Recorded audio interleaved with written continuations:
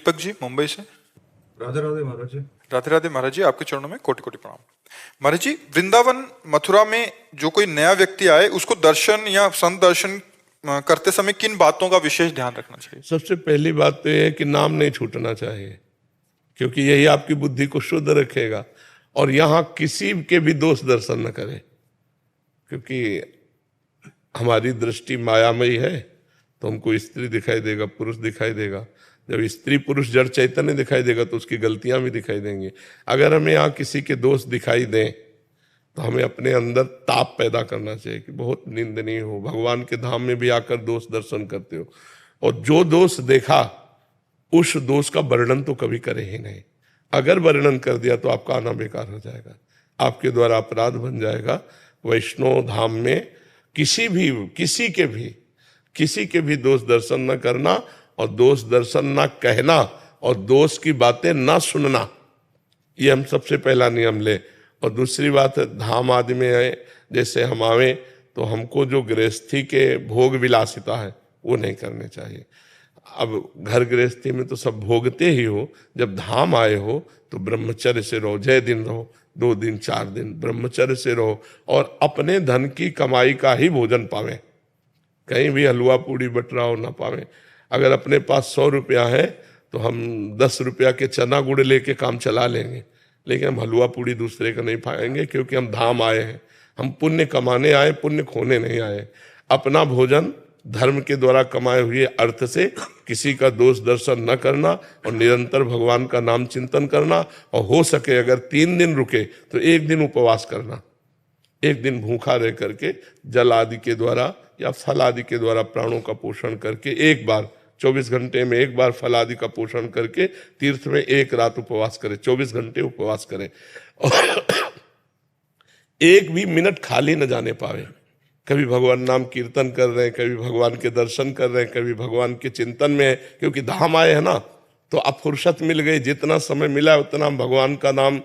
और यहाँ अगर हो सके तो आपको ऐसा लगता हो कि 10 रुपया हमारे पास है जो हम दान पुण्य कर सकते हैं, तो 10 रुपया के 1 किलो बाजरा, आधा किलो बाजरा जो भी मिलता हो ले लिया और पक्षियों में डाल दिया, तो कितने लोग, कितने मतलब पक्षियों का पेट भर जाएगा। कुछ न कुछ परोपकार करना चाहिए, कुछ न कुछ दान पुण्य करना चाहिए। धाम में आकर के नहीं है तो हम किसी संत को कोई वस्तु दे देते हैं, कोई सेवा कर देते हैं। हम 1 किलो नमक ला के दे देते हैं कि सब लोग भंडारे में दाल में डाल देना, हम गरीब आदमी, हमारा इतना ही।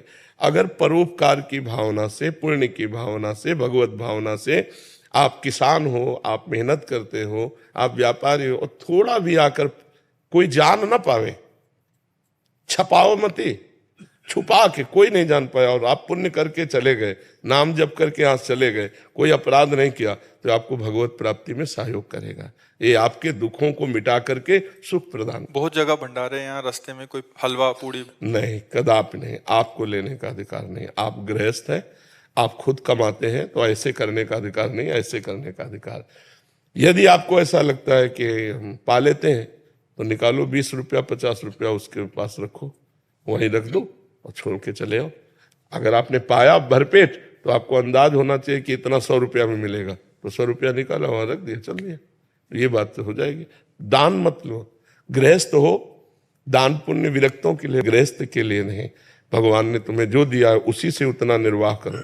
नमक चना रोटी खा के गुजारा करके चले जाओगे तो पुण्य एकत्रित कर लोगे, हलवा पूड़ी खा के जाओगे तो पुण्य यहीं दे के चले जाओगे। और संतों के दर्शन करने के समय किन बातों का ध्यान रखें? बस हमें अगर भगवत स्मरण चल रहा है तो हमारा दोष दर्शन होगा ही नहीं। अगर दोष दर्शन नहीं होगा और हमारे अंदर अहंकार नहीं, दैन्य भाव से आए, जैसे भी दर्शन कर रहे हैं, तो एक एक कदम यज्ञ के समान होता है। हाँ, संत मिलन को चाहिए तज माया अभिमान, जीव जीव पग आगे बढ़े कोटिन यज्ञ समान, ऐसा वर्णन किया गया है। तो संत दरस जिम पातक तरह, दर्शन मात्र से पापों का नाश होता है। पर हम संत को भगवान का भाव रखें, मनुष्य ना माने तब। जैसे एक पत्थर है जिसे हम पत्थर मानते हैं, और एक पत्थर है जिसे हम भगवान मानते हैं।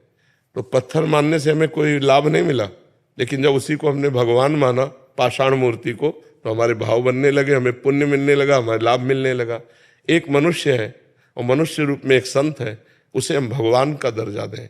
सातों समूह में जग देखा, मोते अधिक संत कर लेखा। भगवान कह रहे हैं ये मेरे भगवान के निज जन है, तो भगवान के स्वरूप है, तब दर्शन का हमें लाभ मिलेगा। कहीं कोई दोष दर्शन न हो, कहीं कहीं उनकी अवहेलना न हो जाए, शांत भाव से दर्शन क्या चले गए। ज्यादा देर संतों के पास नहीं टिकना चाहिए, क्योंकि हमारी मलिन बुद्धि है, कोई ना कोई मलिन दृश्य न देख ले, कोई ना कोई मलिन संकल्प ना कर ले, तो हमें अपने भाव बचाने के लिए सत्संग सुना और उसी का मनन किया, एकांत हो गए, तो हमें ज्यादा अपराध बनने की संभावना नहीं रहेगी। नहीं तो मनुष्य शरीर है और संतों की ऐसी लीलाएं हैं कि हम समझ नहीं पाएंगे किस धरा से कौन सी बात कर रहे हैं, किस धरा से कौन सी चेष्टा कर रहे हैं। फिर हमें लगेगा कि यार ये तो ऐसे ही है, तो हमारा दोष दर्शन बन जाएगा। तो हम सत्संग सुने, एकांत में जब भजन करेंगे तो सबके प्रति भगवत भाव हो जाएगा। संत तो भगवान का स्वरूप है ही।